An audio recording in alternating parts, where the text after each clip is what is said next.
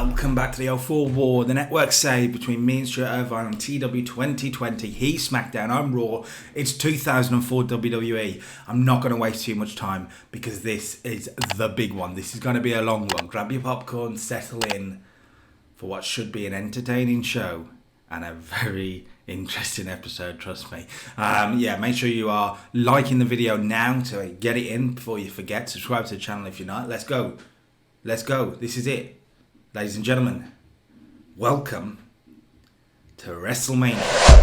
Okay, Wrestlemania then kicks off with a not great start. CM Punk defeats Paul London for a 36.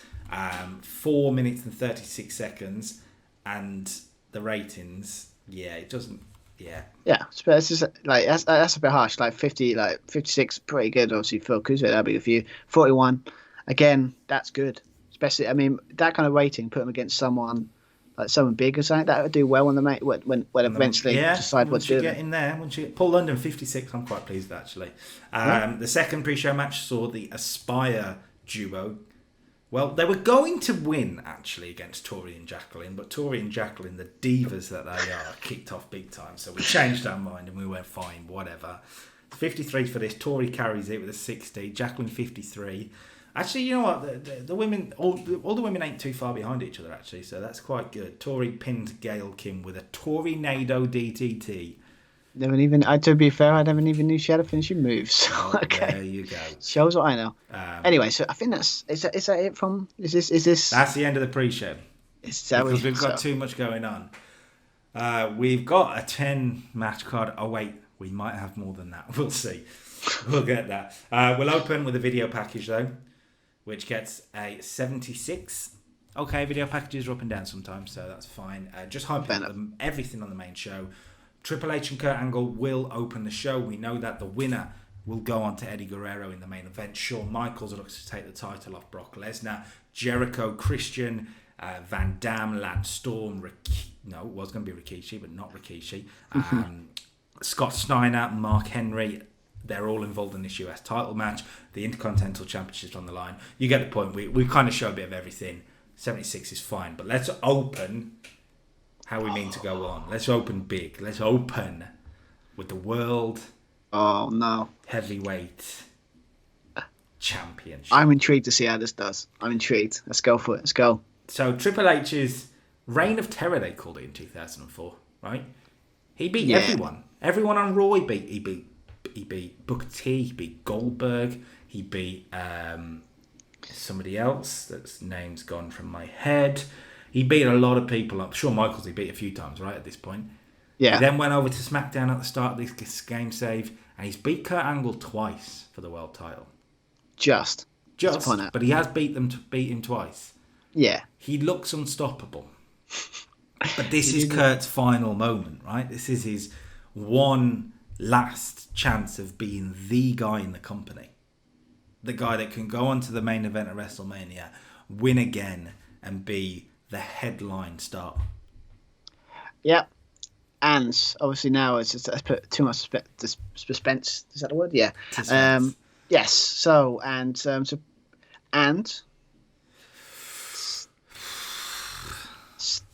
94, like that. And still, your world heavyweight champion, Triple H. And already, first match of the main card, match of the month.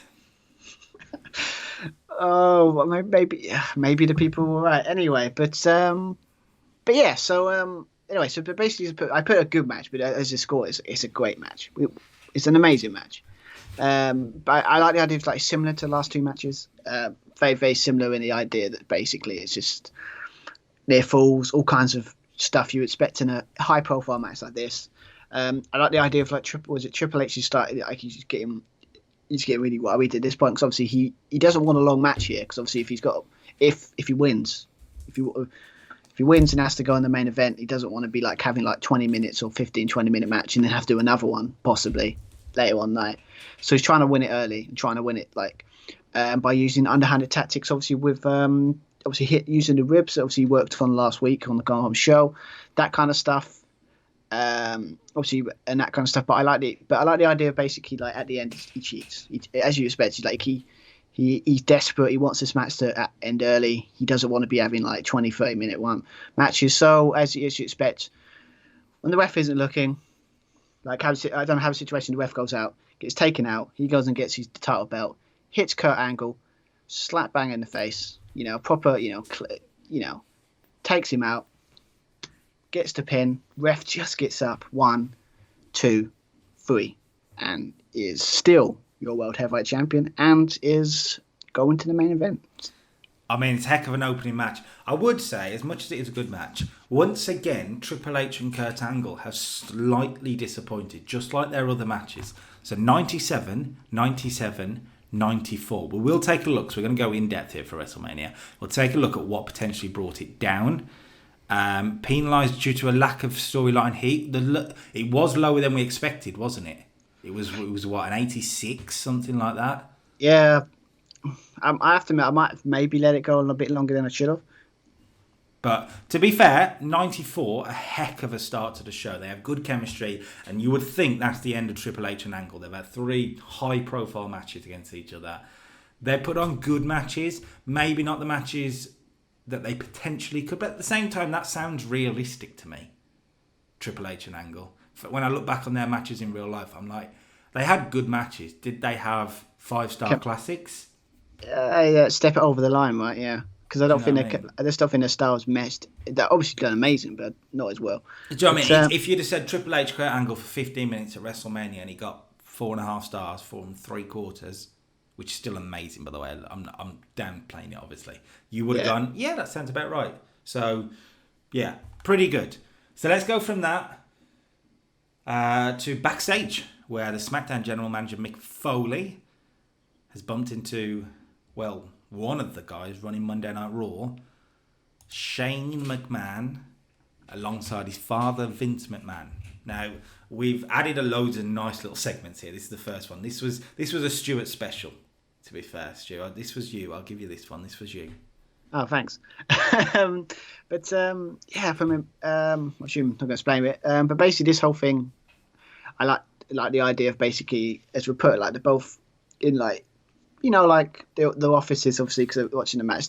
Obviously, you got Mick Foley coming out saying, "Wow, what a open that was!" I mean, it could be a start of some great matches for SmackDown. Are going to steal this whole show, like WrestleMania, that kind of stuff.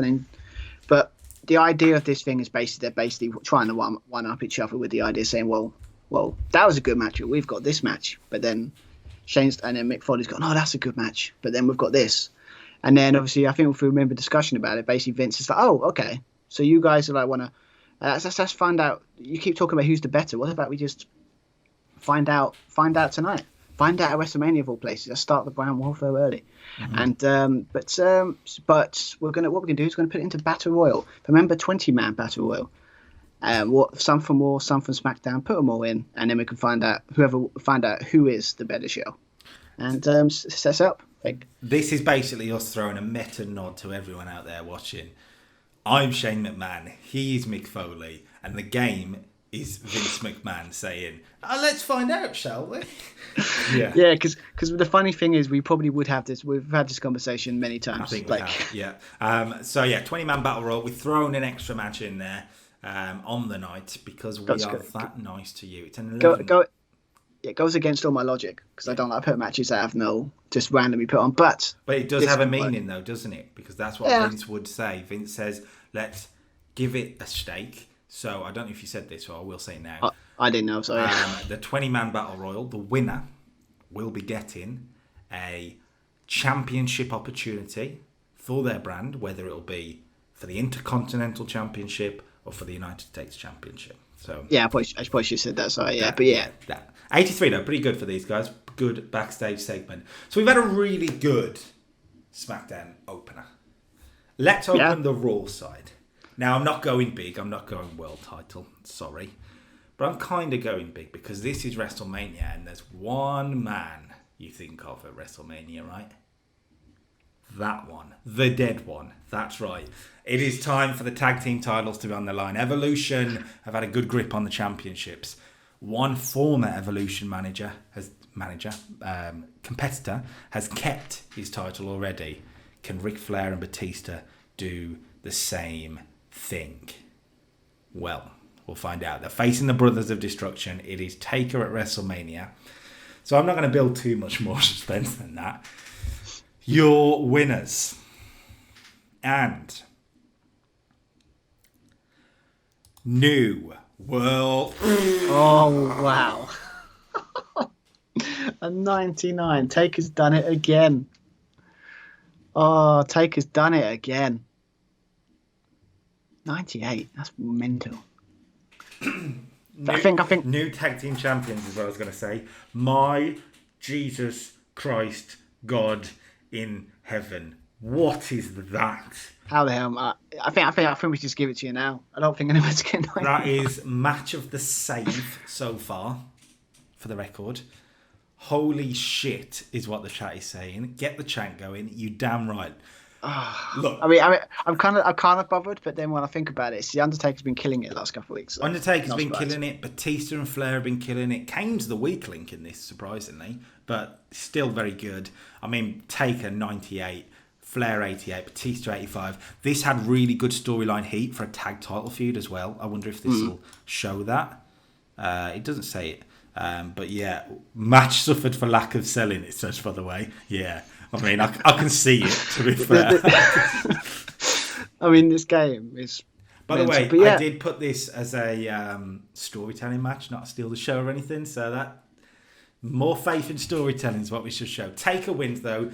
It says submitted Ric Flair. I should have made it a pinfall, actually. Taker, tombstone on Flair after Kane takes out Batista. 1, 2, 3. The Brothers of Destruction win the tag belts at WrestleMania. I think we should just say now.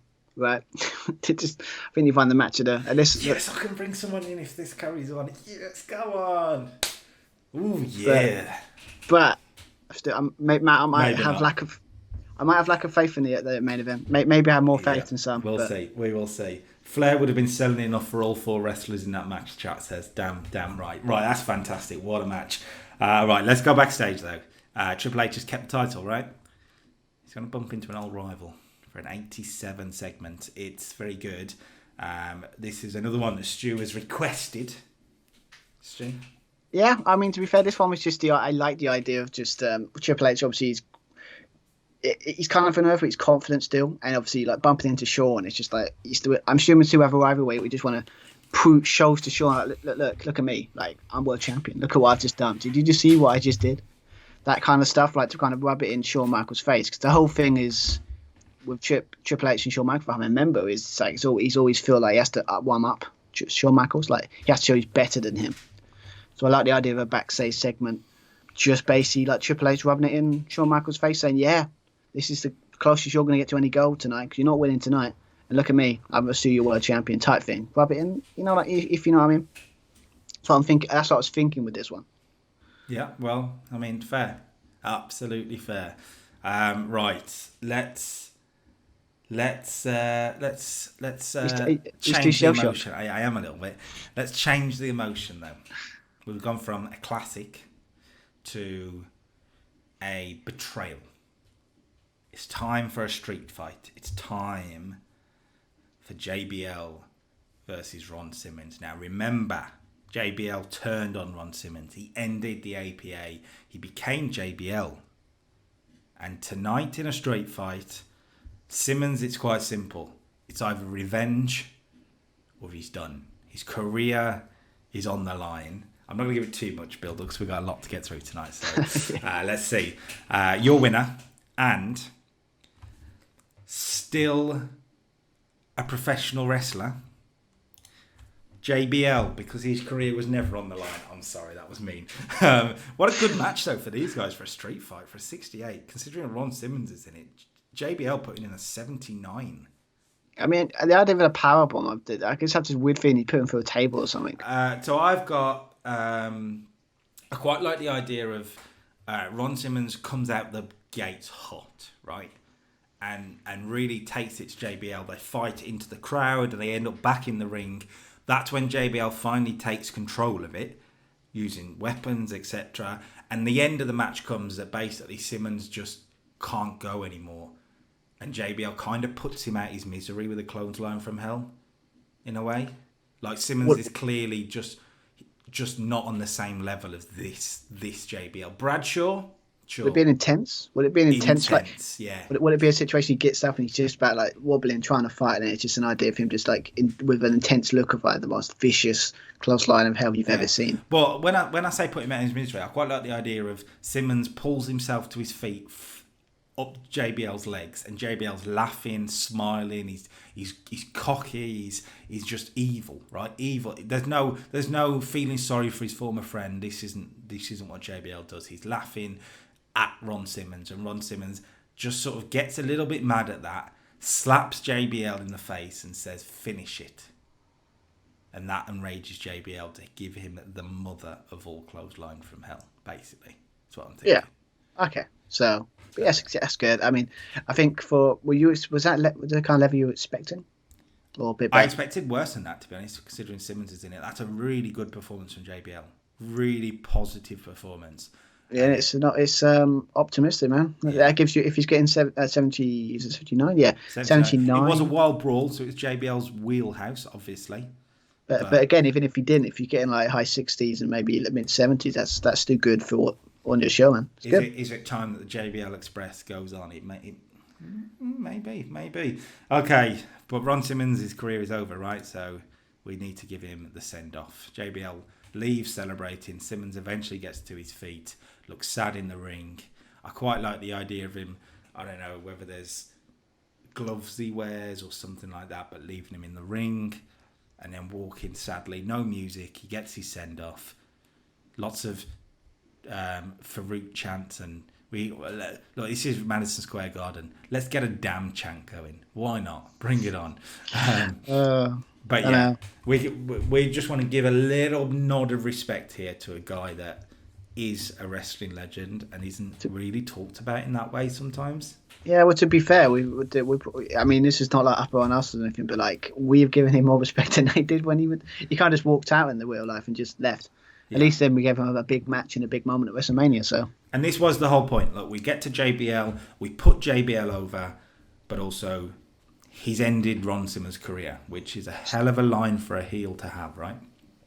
Yeah, especially with JBL on the mic, it would make that work. So I'm intrigued to see where it goes next. But yeah, okay, it's brand warfare time. It's 20-man battle royal time. Okay, but it's not quite as easy as that. So the wrestlers all come out during an advert break or whatever they have. They still do them at WrestleMania, so it's fine. So they all come out, but we've saved one entrance. Everyone comes out with the Raw music, the Smackdown music, and then a referee before the bell rings sort of counts them all up and goes, "Wait, 19? What?" Because the music... What are we doing? Yeah, no. What are we doing? The music of Sid Vicious hits, or Sid Justice, whatever you want to call him. Just to point out, this is his idea, not mine. So Sid is here at WrestleMania. We've made an impromptu battle royal, so I just wanted to get a legend in it, and Sid was on option. I mean, so. I'm not bothered about it. To be fair, cause we agree. Well, that's not about it. So the question is, now we've got a legend, but the question is, he win? Does he win? Yes. Does he win? Yeah. And the answer to that question is Sid. No, he doesn't win. We'll get there. Rhino wins the battle royal. Rhino has a United States Championship opportunity awaiting him. Yes. Yeah. I mean, they didn't even give Sid the picture. Honestly, that's just harsh, man. But personally, I just think, as I said, we kind of I don't know if you say this on the recording, but yeah, we kind of negotiated this one, didn't we? A little bit. Yeah. Well, we knew we needed some calm the crowd matches once we've put the card together, and chat points out that it will kill everyone, so this is one of them. The final four, Big Show and Noble, the knockout artists in there. Big Show got the most eliminations. Jerry Lawler's in the match as well, because why not? But Rhino wins, eliminating Jerry Lawler last. I like the idea that Rhino gores Jamie Noble, which distracts Big Show and allows Jerry Lawler to actually get a weird big elimination, because Again, why not? Maybe I can build on it on Raw. Why not? This is basically what this should be called, the Why Not Battle Royal. Yeah. If I could have put some other random legends in this, I would have done, don't you worry. But yeah, Rhino gores Lawler and throws him over. Rhino wins the US title match. I've got some I've got some people going to be really happy with that because people want me to push Rhino. So gore. Right, okay. So look, we know Rhino's getting a US title match in the future, but who is he going to be facing? Could it be this man, Christian? Cuts a backstage promo. Good promo for an 80. Again, from what you've said, it's just going to be he's super confident. Yeah, it's basically the idea. It's just like Christian. Obviously, he's got his obviously he's not in this promo, but he's got his best. He's in a match that he knows very well. He's got his best friend, his buddy, his pal, his partner, Chris Jericho there with him. So you might have an extra man that can help him out. Well, that kind of stuff, and he's really confident. You would think with Christian, with this kind of going against multiple men, he would be really bricking it, but he's not, because again, this is his wheelhouse. It's what made him famous, is the saying goes. So it's kind of that thing, and he's just talking about, and at the end of it, he's just like, with all that stack, how am I going to lose? How is it? Yeah, it's his match. It's tables, ladders, and chairs. Oh my. But will he win? Will he win? Stuart, your winner. And new WWE United States Champion, Rob Van Dam. For some, that's only 6. That's not bad, actually, considering you got Steiner in there, Storm in there, and Henry in there. Jericho, Van Dam, and Storm were held back by the chaotic nature of the match, but that's when you say held back. Van Dam. Yeah, it's a bit odd, I'll be honest. But when we say held back, they still put in 83 for Van Dam, 88 for Jericho, and a 63 for Storm. So it's only really Storm that it really affected. Everyone's put in a pretty good performance for their level. This is much better than I thought it would be. I thought this was going to be early 70s best. So this is good. Yeah, I mean, it's always this kind of thing. So it's always this one. It's like the numbers for the three, like RVD, Christian, Chris Jericho, are really high. And then you got the other ones that are quite decent, so that gives me hope. But anyway, the point is, this match is, as you expect, as we put it, it's great. It's TLC match. It's got crazy spots on it. I'm not going to obviously name every big spot I want to do in it, but I kind of name a couple that I thought would look cool in the match. I loved the idea of RVD hitting a frog splash on Christian off the ladder, because that would look epic. I like the idea of Mark Henry good press slamming Lance Storm through a bridge ladder between the bridge ladder between the apron and the barricade type things. Again, I've seen matches where those ladders like to bend and it will look epic. We've got Christian hitting Unpretty off the top on, as put it, say Lance Storm, because poor Lance Storm. So, but how I end the match is kind of a situation of, I finished this match with kind of like, you got Jericho and Christian climbing up the ladder at both ends. You know, obviously, like the friends, obviously you got Christian thinking, hey mate, you can help me out. And then I like the idea that there's a little bit of tension, a little bit of like Jericho's like, yeah, but I want to win. I want to win this title too. So like Christian's kept thinking that Jericho's in this because he's doing it for his friend, but really he wants gold too. So there's like the idea of a tug of war between them, who gets to, trying to get the title. And then I end it with kind of Rob Van Dam doing like springboard onto another ladder that's set up, and then he kicks off Jericho, and then he kind of then he takes out like a kick, like a kick to the back of the head of Christian. So he goes, let's do a thing where he falls off and he goes for a table, proper epic spot type thing. And then obviously it's just RVD, no person in sight, takes the belt, is your new United States champion. But again, I just think it's a TLC match. You got some epic spots. It's good. It's good, and it's a defining moment at WrestleMania. You would argue for Van Dam at this point. Look, Van Dam's had a good career in WWE at this point. He's flirted with the main event scene. He had a good tag run with Kane, but this is Van Dam out on his own, winning a big title at WrestleMania. This is a big moment for Van Dam. Let's hope the game brings his popularity to I'm level hoping that, I'm hoping, because again, it's like with some of our people we've tried to push, I've had like them defining moments, and it's done well. So hopefully Van Damme's the same. But yeah. Let's see if the segment afterwards helps though, because Van Damme celebrates in the ring. He ends up going back to the backstage area. We see him come out of Gorilla into the backstage corridor, celebrating, high-fiving a few people, right? Yep. When he bumps into one man. Jericho debuted a new spot that showcases that. Oh, thanks, Jericho. Good. Then that man was stone cold Steve Austin. Austin is at WrestleMania.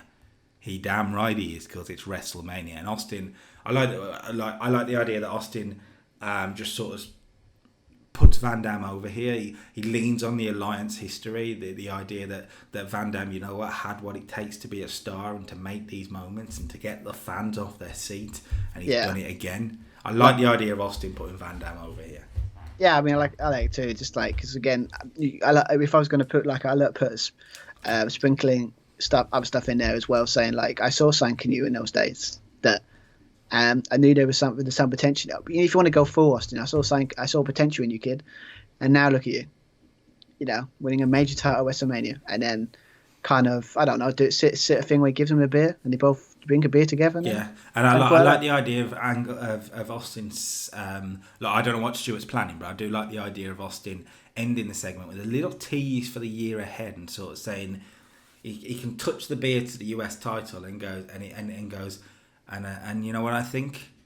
I think that might not be that might not be the top for Rob Van Dam, and that's the bottom line, because Stone Cold says so. Blah blah blah. You get the point, right? But a little tease that, you know what? Yeah, big moment for Van Dam, but potentially there's a bigger moment out there. Possibly. If it's one thing I love that I wish to do wrestling more, is like little teasers like that make people think. And gets them excited. I like that. But yeah, 87, really good. That's good. Stone Cold beating, of course.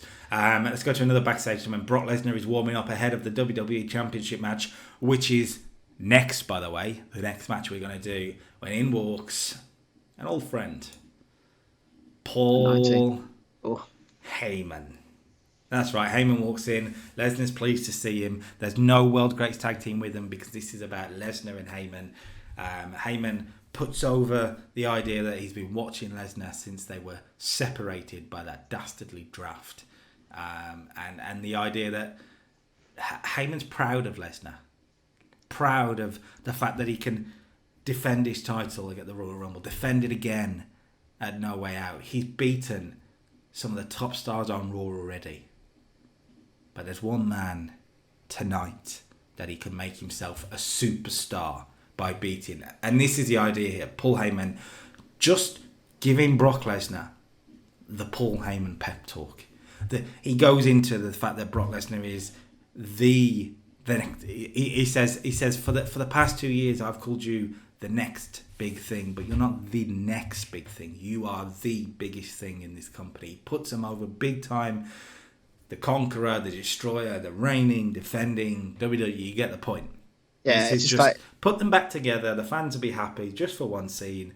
Let's have Heyman, the master of words, make you feel like Brock Lesnar is the unstoppable animal. Yeah, literally build him up. I like the idea of like saying all that stuff, and then he's like sitting. It's got him so hot. Like, he takes his time and like burst out of the locker room or wherever this segment is, to kind of go like he's hyped him up. So like if Sean's watching, he should be very scared. Yeah, and you end with that Heyman smile. You know what I'm talking about. That Heyman smile.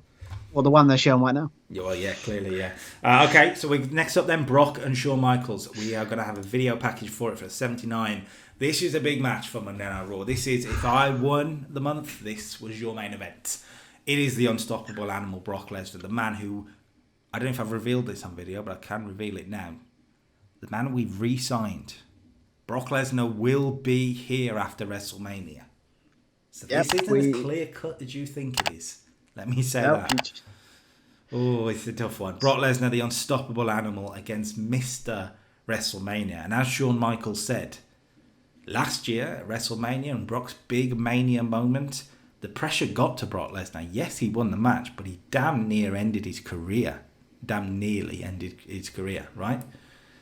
This is Shawn Michaels, the guy that can deal with pressure at WrestleMania. Will that be the turning point, or will Brock Lesnar do as Brock Lesnar does? Let's find out, shall we? This is not going to get the level that the tag match got, but I'm hoping it'll beat 90. I'm hoping it'll beat 94. We'll see. Is it 94? 94 was Kurt and Triple H, yeah. That's what I'm hopeful. Let's see. Your winner. And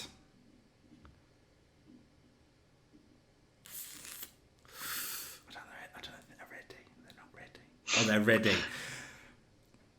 New WWE Champion, the Heartbreak Kid, Shawn Michaels. For a 91, still a fantastic match. Let's not play it down. It's still a great match. I'm going to look into performances in a sec. Something's brought it down. We're not quite sure what yet. But Shawn Michaels beats Brock Lesnar at WrestleMania to win the WWE Championship. It's a decisive booking, I can imagine, because Brock's red hot, and I get that. This was the plan all along, because I did not think we'd get Brock back. So this was always the idea. This is a dream match. A dream match. This is a match I always wish we could have seen in a lot of ways. So I'm pleased it's done pretty well. Shawn wins, and Shawn having the championship now. Look, it's a clean win as well. Like we talk about the finish, it's a clean win. Brock gets frustrated that an F5 doesn't work. The pressure starts to get to him. Shawn Michaels switching music. It's quite a simple finish, really.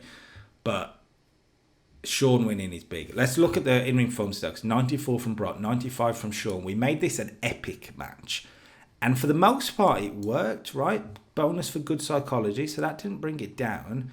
What brought it down was the crowd and an emotional high. So we tried the crowd, the calming down, but actually the US title and a couple of really good segments backstage hyped them up even more, which is fine. I mean, to bring it down to 91 is fine. It's probably knocked it a couple of points. You were looking at 94 for this, I think. Yeah. So that's fine. It is what it is. It's still a very good match. And now the championship's on Shawn Michaels. And that means more storyline opportunities, I think. Yeah, well, as I say, we'll find out. But, yeah, I mean, it's Shawn Michaels, isn't it? I mean, it's one of them moments it would be to see that. Because obviously in real life, he never really won the WWE Championship. Not obviously won it epically for many years, but when he came back the second time, I don't think he ever won it, did he? No. So this is like, in our save he did, so that's why I like it. So Shawn Michaels getting a big WrestleMania moment. Afterwards, Shawn Michaels will celebrate with that moment, only for 73. Huh. Say lack of anything interesting happened. That's harsh. Okay, I did do overness for both, so that might have been why, but that's an interesting call from the game. So, look, we've got big match after big match. Let's see how the rest of the show goes because of it. But the next one is for the Cruiserweight Championship. Okay, let's see.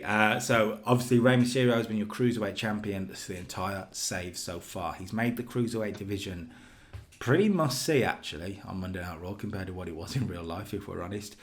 But it's been all about Chavo, really. Chavo had an opportunity at the Royal Rumble against Rey Mysterio for the Cruiserweight Championship. So let's take our minds back to the Royal Rumble, where Chavo had Rey Mysterio pinned. 1, 2, 3. He pinned Rey Mysterio at the Royal Rumble, but the referee wasn't there to count it. And that is why Chavo Guerrero wasn't Cruiserweight Champion. After that, Billy Kidman got the opportunity at No Way Out, and that drove Chavo mental, because this was his moment, his title, and his match. And Chavo snapped. Chavo went against the Guerrero heritage, is the idea, and snapped. So now he's gone after Rey. He's disrespected Rey, and Rey will put his title up looking for revenge. So, will he get revenge? I've given it a big sell there. I don't think this will be one of the best matches of the night, but if it puts on a good performance, I'll be pretty pleased. It's Rey and Chavo, your winner, and new Cruiserweight Champion for an 80. Wow, that's better than I thought it would be. Chavo Guerrero. I know. my booking is decisive again here, because a lot of people will be saying Ray needs to win at WrestleMania, and I felt like that in a way. But Ray is too good for the Cruiserweight Championship now. He's putting in 77 here, by the way. Yeah, I mean, imagine putting someone against, like, I don't know if you would, like, against Shawn Michaels, like, that would be a very good score match. So I get why. Well, to be fair, in 04, it kind of was at that point anyway, wasn't he? So it makes sense that you went this way. Now, look, I'm not saying Rey Mysterio is done with the Cruiserweight Championship necessarily, but he's lost it here. Chavo wins. The finish of the match, it says fast roll-up. I like the idea that Chavo outsmarts Rey Mysterio here with a wrestling counter, because Rey Mysterio all along has admitted and knows that Chavo Guerrero is a tremendous professional wrestler. But Chavo doesn't seem to know it. Chavo seems to have that doubt, that jealousy, particularly with the rise of a certain Eddie Guerrero on Smackdown in these few months. Chavo seems to be the one, I don't know, pushed aside. So this is Chavo's big moment. He surprises himself with the smart counter to win. Surprises himself with the win in a way. You can have Chavo sell the shock of actually winning as well. I don't think that makes him look like a loser. I think that makes him look like a guy that just doesn't believe in himself right now, which isn't a bad thing for a jealous heel, I think. So yeah, good match. Good match indeed. We're going to move quickly because there's still a lot to go in this show, and I feel like this episode's going to be really, really long. It is what it is. Okay, let's go to Chavo celebrating backstage, right? And who does he want to celebrate with? One man. His uncle, right? Eddie Guerrero, 84 for this. Very good for these two. I like. Well, this was my idea. I'll take this one. This was my idea. I like the idea that Chavo goes into to try and celebrate with Eddie, but Eddie is just disgusted by Chavo's behaviour in the last few weeks. He says it's not what his family would be proud of, and now that he's champion, he's a disgrace to the belt type thing. I mean, he's not going to go that far, but I like the idea of Eddie just walking out on Chavo. Like, no, I ain't got time to deal with this. And disrespecting Chavo a little bit, to be honest. It just makes it even worse, like him more angry. I mean, they did do a kind of well, not like the way we're doing it, but like it did similar storyline with that, but in real life. But yeah, I think I like the idea of, I think as you said, it's like Chavo was like really excited to see his uncle, tell him, look, I'm good, and then he's just brushed him off and feels disgraced by him. It's intriguing to see where you're going to go with that. Let's see. Okay, 84, good stuff. So let's go from that to the Women's Championship on the line, triple threat. Molly Holly defending against Trish and Lita, who surely is one of them is the person that keeps sending messages, right, Stu? Surely. Possibly. I mean, to be fair, but I think, well, funny thing is Carl guessed it quite nicely very early on. But let's find out, shall we? Women's title on the line. Your winner. And 6 foot, that's all right. I knew. I love the way I just like pause, wait. Anyway, but okay, so basically like Trish wins the belt. As again, this is one of my plans that has been all along, to be fair. But again, this is a kind of, I was a bit tricky of how to do it here or do it somewhere else. Because I think, would it overshadow the big win? I don't know. Maybe it might a little bit. But as I said, I've been building up this storyline for quite a couple of weeks now. So if you're going to blow it off, it's at WrestleMania, right? Yeah. I know exactly what you were thinking in that mind. It's disgraceful mind. Anyway. Where was I? I'm so ashamed of myself. Go on, carry on. Yeah. Anyway, okay. So let's put this match. It's a pretty good match. You know, back 3 women, then a couple of near falls. You know, these matches have been quite good last couple of months anyway. But Molly Holly's kind of still on the theory that it's still Trish or Lita, so she's really like putting more intensity in it, like trying to, you know, beat the crap out of them a little bit more. You know, trying to make them admit it at WrestleMania. But the way I've ended this is kind of. I think this works. It's basically like she's just about to get the win, and all of a sudden the lights go out, and then Sank on the title, John, comes up and it says, "I'm here. You can see where I'm getting my where I'm getting all my ideas from here. But the lights come back on, and then turn around, and then you see Victoria. Victoria, yes, she like Molly Holly's stunned, like, because obviously if you know the story, obviously for her first weeks took her out, didn't she? And she hasn't been seen since. But there she is, top of the stage. Molly Holly is terrified at this point, looking like, oh my god, then obviously totally distracted, not keeping an eye on what's going on in the ring. Turns around, you got Trish hits a Strat's faction, yes, hits that, gets the pin, gets the win, and you got Trish gets the women's world title win, and obviously now we've finally found out who was the person that's kidnapping her friends, and it was Victoria all along. It was Agatha. Sorry, it was Victoria all along. Unbelievable. I know. Yeah, good stuff. Good stuff. It brought the fans down, which is what we tried to do. Good. Yeah, Still very good stuff. I'm just thinking, like, would have that overshadowed? Would that Victoria reveal overshadow Trish? I don't know. I might a little bit, but I suppose if there's one person that can have that and not really get too bothered, it's Trish Stratus. There is some news in the chat, Stu. We'll talk about it afterwards. Let's get through the recording. Right. Okay.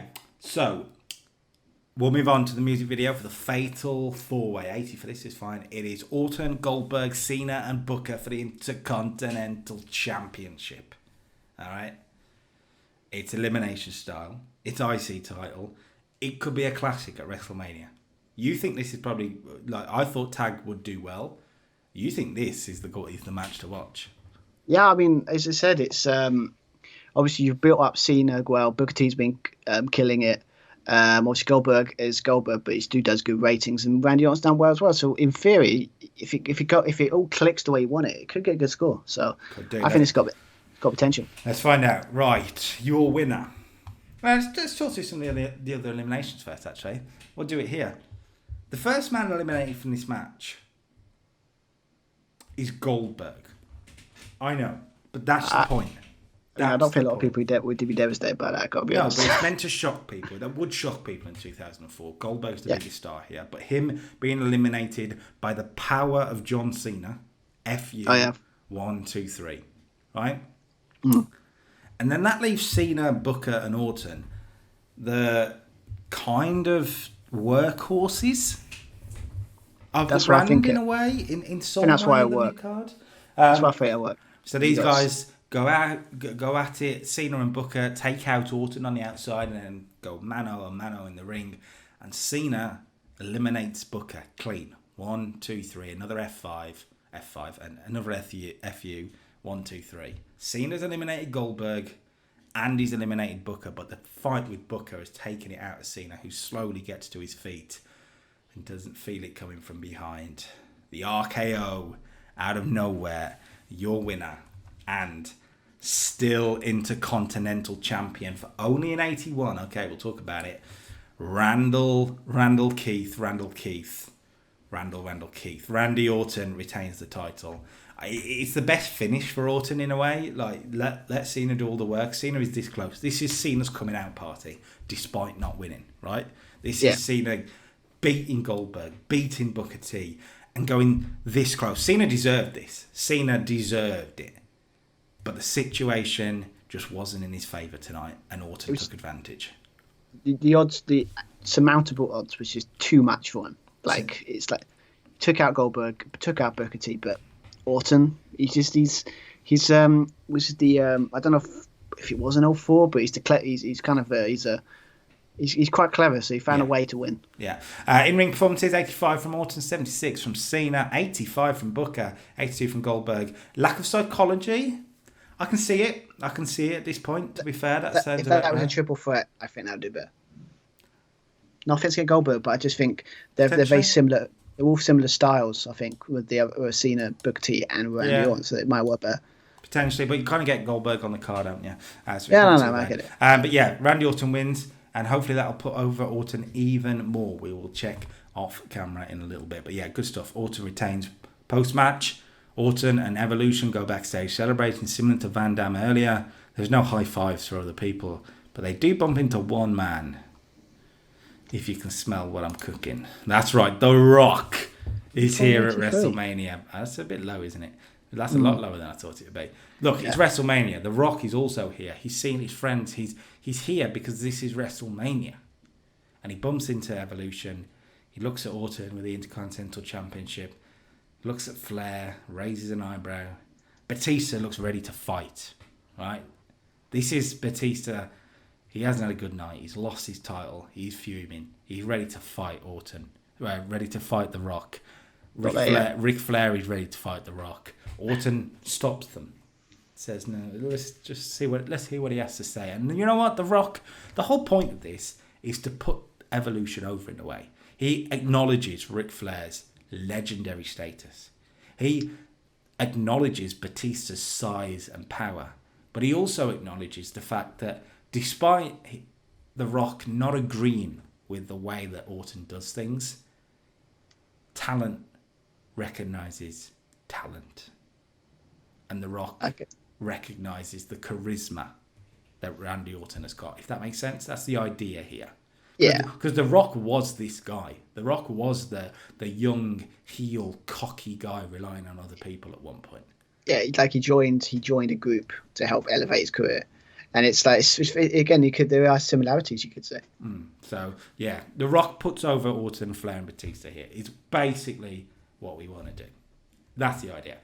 Yeah. Right, move back on. Tag team titles. It's a long show. Tag team titles on the Smackdown brand. The Dudleys versus the world's greatest tag team. I feel like we shouldn't give it too much more than that because this is one of the matches that aren't as important on the show, but it's important for its storyline.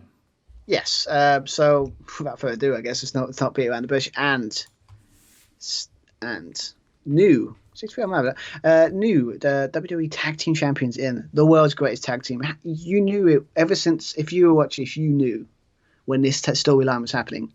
It was kind of the way I was going to go with it, right? Can't be the only one that thought, because obviously, no offense to Dudleys, they kind of were transitional champions, weren't they? Yeah. To be fair, definitely. But yeah, this is the kind of the match I put. This is kind of a good back forth affair. Kind of both gone to war because obviously we've set up quite nicely that they basically hate each other. And with Paul Heyman on the world's greatest tag team side, the Dudleys hate the world's greatest tag team just a little bit more. But the kind of way I ended it is basically a pretty simple one. I think, as I said, I figured out the world's greatest tag team was like a super quick bridge German suplex thing. I think it's their finisher. But then it's like, it's just like, he does that and then obviously Bubba Ray gets up and then all of a sudden I think it should have been his finish. You know that spinning kick he did where it's like you kick it and he spins around? Spinning heel kick, isn't it? I love that move. I don't know why that is not a fit. That's a finishing move. You know, spinning heel kick versus spinning heel kick with Van Damme and Benjamin. I see what you're doing. Maybe. Well, maybe not. We'll find out. But I just think that's a cool move. So I think it hits him with that. And Bubba Ray's out and gets the pin, gets the win.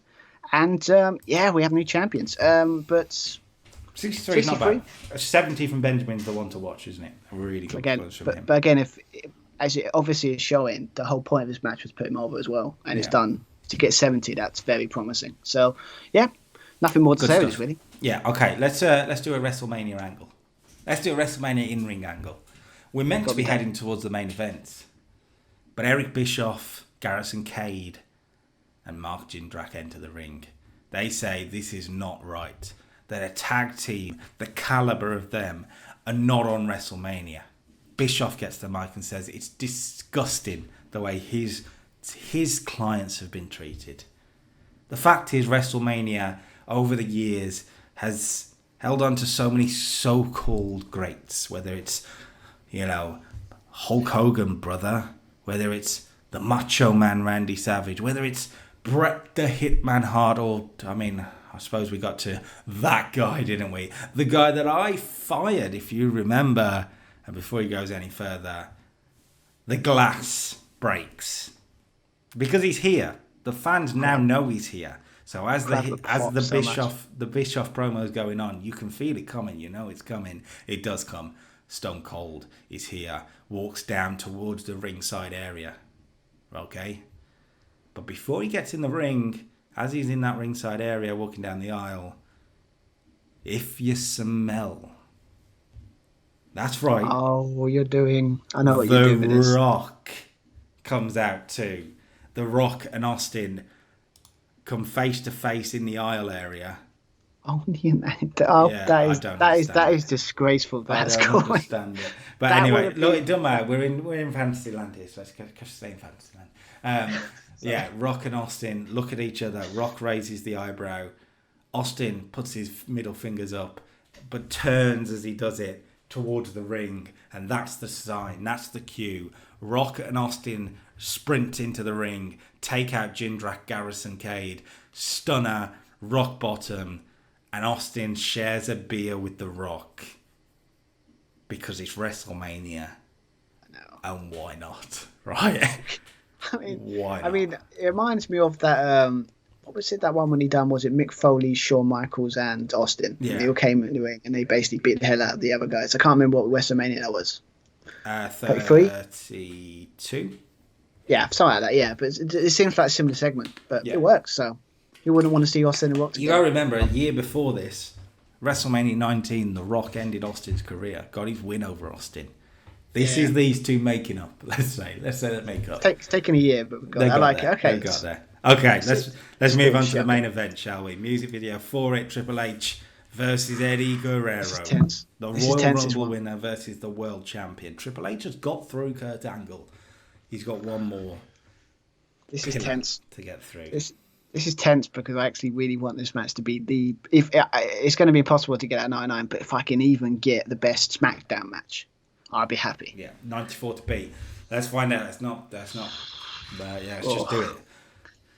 Your winner, and Stu, I'll let you take it. And new. Wow. Only a 77. How has that happened? No. Why, game? Why? That is unbelievable. Is it too long? Is the show too long? Have we packed too much in here? Badly burnt out crowd has killed us. Oh no. That is got, but that's not fair, man. That's like that should. Oh, you know what? It's fine. It's what it is. 77. It's going to burn me out. We did ask for it. We need to maybe not pack so much in on paper somehow. Well, we can't. I'm sorry. What did I expect? To be fair, it's true. It is true. It's right. If you think about it, you look at long wrestle. This is an 11 match card. Yeah, I don't know. It's fine. It to be. Okay. Well, I guess I've got to talk about the finish now, even if I am bummed. It's only 77. But okay. So, this match was kind of a situation as the score is that's unfair. It was an epic affair. It would have been in real life, let's be honest, even if it was burnt out away. You got Triple H, obviously, still trying to turn the cheating away, trying to put everything. Obviously, he still kind of won out from the first match. Apparently, the crowd was too. But we have a situation. But I like the idea of it's kind of it's not really a clean win, but it wouldn't be an Eddie Guerrero victory without some sort of, shenanigans basically. And what I've put here is basically that Triple H tries to cheat, tries to do the thing, the 2-chair thing where you take 2 chairs, take one in, hide the other, use the other one, the ref takes that one, and then while he's taking that one away, Triple H tries to hit Eddie Guerrero with the chair. But I kind of like the idea of he drop kicks him, he tries to hit him, but he drop kicks the chair into his straight in the face basically. Triple H is out. The ref turns around, goes, okay, what's going on here? Then you got Ed, and then everyone's again, similar to No Way Out in some ways. Everyone's like, come on, Eddie. They see an opportunity, he can go and win it. So he goes to the top. Hits the not 5-star, one guy. God, frog splash. I'm so bummed by that score. Okay, hits the frog splash. Gets the 1, gets the 2, gets the 3. And he is your new world heavyweight champion. It's the right booking. We have done this, Stu. We have packed too much in. We need to learn. We didn't learn from nowhere. Let's see how it ruins the show in a second. But 77 for the match. Post-match, Eddie Guerrero gets his moment to celebrate. Wow. This game is really bummed me out. Okay. Well, it is what it is. Let's see what the show does, right? Look, we still got the 99 on there. We still got the 99 on there. I mean, Faye won.